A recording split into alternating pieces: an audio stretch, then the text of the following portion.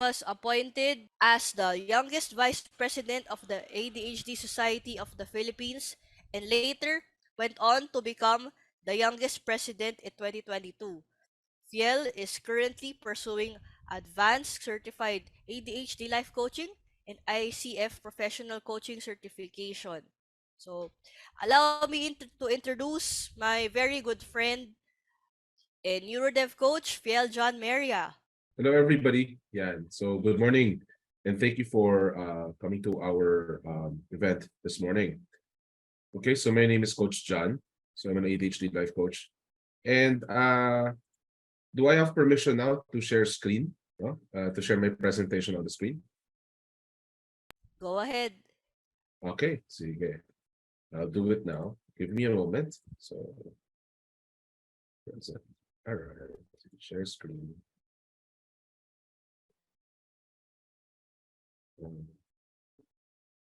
I believe that's what it is. Okay, sure. Okay. You guys can see it? Huh? Is it nakikita ba? Just Yes, to yes. Okay, sige. So, the topic natin today is just to get things off is to understand ADHD. So very basics about ADHD and just some mga basic information natin tungkol sa condition na ito. Okay? So, outline natin for today is first of all yung definition and types of ADHD. Secondly, we're going to talk about the impacts of ADHD on the child's life. And the third, lastly, we'll talk about even challenging the common misconceptions and stereotypes about ADHD. Let's go to the first part first. So ano nga bang ADHD?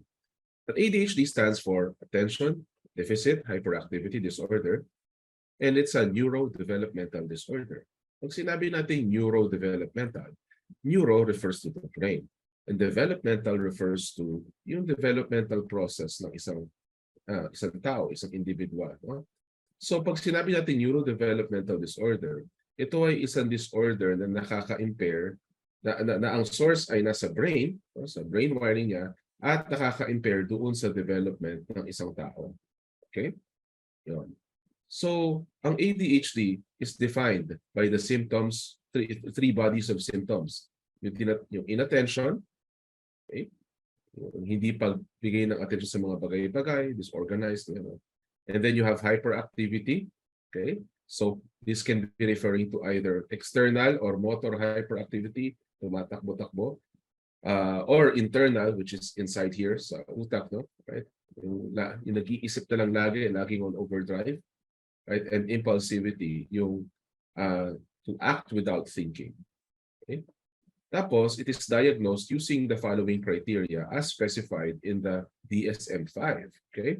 Na itong DSM-5, it stands for Diagnostic and Statistical Manual for Mental Disorders, the 5th edition. So, ina-update nila yan. No? Okay. So, ngayon, hindi ko ito babasahin lahat. Napakaraming teksto po nito. Pero hin-highlight ko lang po yung mga portions in red that are some of the key terms. No? Kasi po, baka may mga tao po dyan na nagsususpect na hindi pa diagnose ang anak nila but they're wondering kung if it's worth it na ipa-check yung anak nila for symptoms of ADHD. Well, this is a good reference. No? Okay? So, to get diagnosed with ADHD, you need to have 6 or more symptoms of inattention or, ito susunod, 6 or more symptoms of hyperactivity, impulsivity. Okay? And or yan. And or. Okay? So balik muna tayo dito sa inattention. No? So ano ba itong mga symptoms na to? Ito yung mga nasa bullet points dito sa baba. Nakikita nyo, isang example, yung often fails to give close attention to details or makes careless mistakes in schoolwork, work, or other activities. Pansin natin ngayon na when we look at yung phrasing ng mga words dito, hindi na lang siya nagre-refer sa mga bata, kundi sa mga adults. Kasi ang ADHD manifests itself in adults as well. Ako po, pati na rin si Sheena, na host nyo kanina, kami yung mga adults na may ADHD na na-diagnose na po as adults. Though we've had it and it's manifested since we were children, itong ADHD. Yeah, no? So makikita mo itong mga sample na to. So at least 6 of these 9 symptoms that are listed here have to be present in the person. Okay? Another thing that's important, the next red, highlighted in red word, is that this has to have been present for at least 6 months. Okay, so at least dire-diretso for 6 months. And then inappropriate for developmental level, which is itong third na nakalagay na red mark. Okay, kasi naman, okay, usually sinasabi ng mga tao na hindi ba lahat naman ng tao na i-experience yung mga ganitong type of sintomas. Nagiging makalimutin every once in a while, nadi-distract, or nahihirapan mag-organize. Tama naman po yun na lahat po ng mga tao ay nakakaranas ng mga ganito every once in a while. But for you to have 6 or more of these, to have it present for at least 6 months, and inappropriate for your developmental level, meaning, for example, 12 years old ka na, pero tumatayo ka pa rin sa gitna ng classroom at naglalakad, di ba? Which is something I did before, right? There's a good chance that ADHD might be, the person might have ADHD, and therefore we need to get checked by a developmental pediatrician or a psychiatrist to get the formal diagnosis. Okay, so you could have 6 or more of these symptoms under inattention, or you could have 6 or more symptoms of hyperactivity, impulsivity. So, and again, they have to be present for at least 6 months, and yung extent has to be disruptive and inappropriate for the person's developmental level. So, ito yung mga examples ito ay yung pag-fidget, yung umaalis ng upuan, no? Runs about or climbs a situation that's not appropriate, no? Okay? Tapos unable to play or take part in leisure activities quietly. For example, board games ang activity, winawarak lahat ng toys, tapos tutuwa siya at magagalit yung mga classmates sa kanya. Right? Talks excessively, careless yung pagpananalita, no? Kahit ilang beses mo nang tinuruan na maging magalang and the like, right? So, yun, no? So you look at these symptoms. Meron pa tayong additional criteria. So these symptoms have to be present before the age of 12 years, which is why some doctors nowadays, they only give the definite diagnosis of ADHD at around 12 years old, although, na-diagnose naman earlier on pa. For some cases, they look at 12 years old. So they have to be present before 12. Okay? They have to manifest in at least 2 or more settings. So, kasi, bakit nga ba kailangan ganun? Kasi kung sa bahay lang siya hyperactive, for example, in some cases, they find out na kasi wala namang magawa sa bahay. Pero sa school, kasi interesting naman ang school, masaya si teacher, right? Hindi naman nagma-manifest. So that's another thing na kailangan i-rule out nung nagda-diagnose na doctor, no? So they have to be present and consistent in 2 or more settings, such as school and home. No? Tapos, meron dapat clear evidence that the symptoms interfere with or reduce the quality of social, school, and work functioning. So, nasa quality of life natin titignan kung talaga bang nakakasagabal itong mga behaviors na to. And lastly, yung symptoms are not better explained by another mental disorder, such as yung mga tinatawag natin sa NCDA na psychosocial conditions such as mood disorder, anxiety, ganyan, ano? Okay? Now, I would like to say that I am an ADHD life coach. I am not a doctor. So, even though I am familiar with these symptoms, the most important person to check, or the most important professional to check whether a child or an adult has ADHD or not, is still to go to a developmental pediatrician in the case of children, and psychiatrists, no, in the case of adults. Okay. Yeah, meron din naman mga child psychiatrists, but any one of those professionals can check. Okay. Ngayon, based on the types of symptoms, tatlong klase yan of ADHD, 3 types of ADHD can occur. Pwede kayo matulad sa akin na ako ay may combined type ADHD o yung combined presentation. Kasi meron akong 6 or more symptoms under inattention at meron din akong 6 or more symptoms under hyperactivity and impulsivity. Okay? Pwede kayo matulad ng asawa ko na siya naman ay may predominantly inattentive presentation. No? So enough symptoms of inattention but not hyperactivity, impulsivity. Yan, no? So hindi siya hyperactive pero andun yung 6 symptoms under inattention. Or pwede kayo matulad sa isang kaibigan ko na chef. Bilang isang chef, kailangan sanay ka nakatayo, gumagalaw, nagtatrabaho, di ba? Na may predominantly hyperactive impulsive presentation. No? Kasi wala siyang enough na inattention symptoms, pero meron siyang enough na hyperactive impulsive symptoms. No? Okay? Now, hindi porke, so last point na lang natin sa diagnosis ay hindi porke yun na yung diagnosis mo at one point in time ay yun na yun. Later on, because sabi nga rito, symptoms can change over time, the presentation can change over time as well.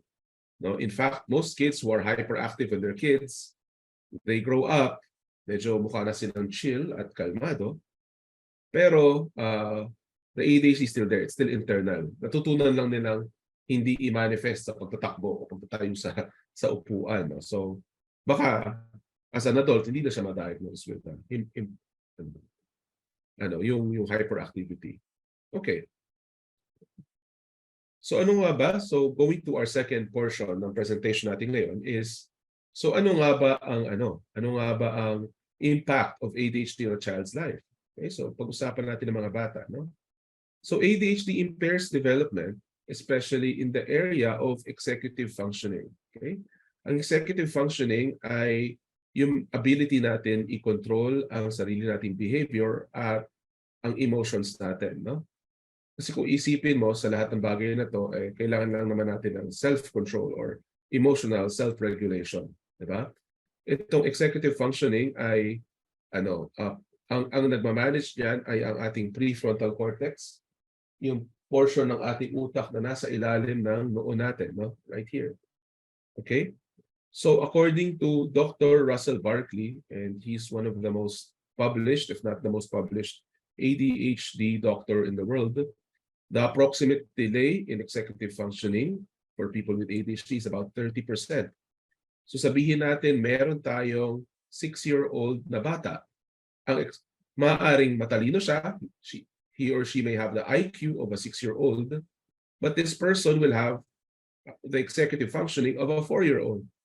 So, di ba? So 6 years old means that kaya na niya ang academic load ng isang kindergarten o grade 1, pero yung self-control niya na makaupo ay 4 years old. Okay? Kaya siya nagkakaroon ng problem, no? Right, no? So this causes disruption in the child's life in multiple settings where we expect them to be able to function reasonably. Okay. So examples, being able to sit down in class, taking notes, not throwing tantrums too often. Diba? Yun. These are some of the things that we can expect from kids. Okay. Now, it's not just, this is what I want to highlight in the second portion here. It's not, when you impact a child's executive functioning, it doesn't just impact their ability to function in school or their grades. It actually goes much deeper yung consequences. So a child may have self-efficacy issues, meaning the child will not trust his or herself to do the things na kaya naman niya because tingin niya hindi niya kaya or papalpak siya. Diba? Alam niyo yung kanta na Hari ng Sablay by Sugar Free? Something like that. Pwede rin magkaroon ng mental health issues, right? You can, medyo common sense lang din, if you're the one kid who sticks out or talagang napaka-distinct nung kitang-kita mo na ibang-iba ka sa mga kaklase mo, there are like 40, 50 other classmates. Tapos ibang-iba ka, right? You'd be prone to mental health issues. Ako as a kid, I felt that way. Bakit ako lang yung hindi makapag-organize ng mga papers ko at ako lang hindi nakasabit ng reply slip. But hindi ko maalala yung homework ko even if I try my best, no? At 5th grade, no? Okay. Tapos maaari din tayong makadevelop ng unhealthy coping mechanism. So, for example, they will escape using excessive video games. In the case of adults, in extreme cases, even like illegal substances. Ayan, These are all statistically more likely for people with ADHD to engage in when ADHD is not addressed. Diba? Yun. And then, of course, there's tension, school, peer, and family relationships. Tingin nila salbahe ka, even though they know that you're trying your best. So these are some of the consequences of unaddressed ADHD. Okay? Right. So, paano nga ba to i-address itong mga problem na to? I'll leave that to the next few speakers. But now we've come to the last portion. Okay, yung last portion ng ano natin, ng presentation natin, which is challenging common misconceptions and stereotypes about ADHD. Okay, I only have 3 in the interest of time. So number 1, sabi daw ADHD is caused by the environment the child is brought up in. It's not. Okay? Ang answer ko dyan is that neuroimaging and genetic factor shows us that this is not true. Therefore, environment is not the cause, but the aggravator. Kung makikita nyo dito sa diagram na to, no? This is an example of an MRI where they showed some of the areas of the brain. Without getting too technical, if you can see doon sa control, which means yung mga walang ADHD, and then yung medicated na ADHD, meron ka makikita na yellow portion doon sa gitna ng brain. Kung nasa yung red, may yellow. So those are some of the portions that are functioning well. You know? Tapos, meron ka rin pero pag non-medicated ADHD, there's a portion of the brain that is sort of just at rest. Hindi nakakaroon ng masyadong neural activity kasi wala yung yellow na highlighted na portion. No? Okay? We also know that ADHD runs in families. No? Okay? Ako mismo, I look at my mom, I look at my biological father, a lot of them display the same symptoms of ADHD. Okay. Punta tayo sa second. Oy, number 2 na dapat to. No? Hindi ko pala nabago yung number. See, ADHD. Number 2, ADHD is a moral lapse or a result of bad parenting. It's not. The fact is the majority of individuals with ADHD, including children, are painfully aware of their problem. Alam nila that they're causing so much trouble and they want to change it. If they're able to change it, they would have already done it. Okay? It's also not a problem. No? It's not a problem of the child just wanting to be a bad person. No. Okay, this is something na ako mismo, coming from a Christian background, right, is something that we're trying to address in our churches, right? And I've seen a lot of change. I've seen a lot of churches look at the neurological side of things and realize, wait a minute, no? Okay, the child is not really doing a moral. This is not a moral problem. This is a neurological problem that can be addressed. Okay, number 3, hindi po pa rin nabago, pero number 3 na yan. No? Okay, medication is outright bad in a way for pharmaceutical companies to make money of people. Piniperahan lang daw tayo. Okay, first and foremost, hindi ko sinasabing hindi mahal ang ADHD medication dahil napakamahal po at this point in time. Hopefully, magbago po siya, okay, in the future, right? Pero gusto ko rin naman sabihin na hindi naman lahat ng tao ay kailangan ma-medicate. Ang kagandahan nga dito sa Pilipinas, okay, hindi naman incentivize sa mga doktor natin na prescribe ng medication. Okay? So what does that mean? When a doctor prescribes meds, it would probably really benefit your child. Pag hindi sila prescribe ng meds, it means that they believe that your child probably could just take on different types of therapy, for example, para ma-address nila yung mga symptoms nila and not yet medication. No? Okay? In some other countries kasi incentivize ang mga doctor to provide medication. Ayun, no? Pero hindi lang po tayo piniperahan ng mga medical companies po. At ang mga psychiatrists po natin ay magagaling at they really care for their patients kaya hindi naman po basta-basta minimedicate lang. Hindi po pare-parehas. Okay? So ito po yung aking mga sources. Okay? Ako po ay magpapasalamat na dahil ako ay overtime na rin at ito-turn over ko po kayo back sa host ninyo na si Sheena Peña. God bless po sa inyong lahat at magandang umaga. Thank you, Neurodevcoach Fiel John Meria sa inyong speech tungkol sa ano ba talagang ADHD. Marami rin nga kasi misconceptions, no? Yung pinaka tumatatak sa akin sa nasabi mo earlier is yung environment and result of bad parenting, hindi siya cause of ADHD. So, at na-run through mo rin yung symptoms ng ADHD at ano yung kinds of ADHD, may combined, inattentive, tsaka hyperactive or impulsive.